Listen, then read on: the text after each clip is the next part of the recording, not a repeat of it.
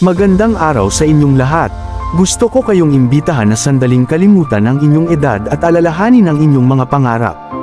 Hindi ba't masarap isipin na sa kabila ng ating edad, may pagkakataon pa rin tayong abutin ang mga pangarap na tila ba'y kay tagal nang nakatago sa ating mga puso. Kung minsan, tayo mismo ang naglilimita sa ating mga kakayahan dahil iniisip natin na huli na ang lahat. Pero ang totoo, hanggat buhay tayo at mayroong apoy sa ating mga puso, hindi tayo kailanman matatanda para mangarap at magtagumpay. Tandaan natin, ang edad ay numero lamang. Ang mahalaga ay ang ating determinasyon at pagnanais na makamit ang ating mga layunin. Isipin natin ang mga kilalang tao na nagtagumpay sa kanilang mga pangarap kahit na sila'y may edad na. Nariyan si Colonel Sanders na nagsimula ng KFC sa edad na 65. Si Grandma Moses na nagsimulang magpinta sa edad na 78. Hindi ba't sila ay inspirasyon na hindi kailanman huli ang lahat?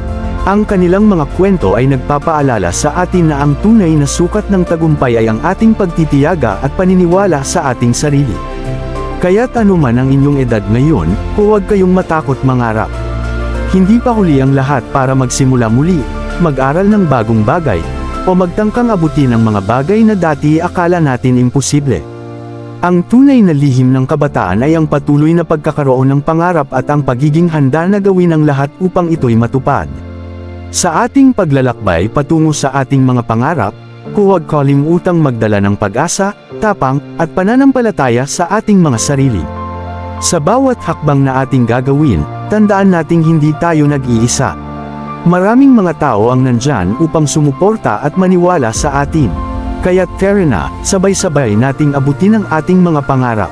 Huwag kalimutang i-like, i-share, i-follow, o mag-subscribe para sa mas marami pang inspirasyon at motibasyon sa ating buhay. Maraming salamat at hanggang sa muli.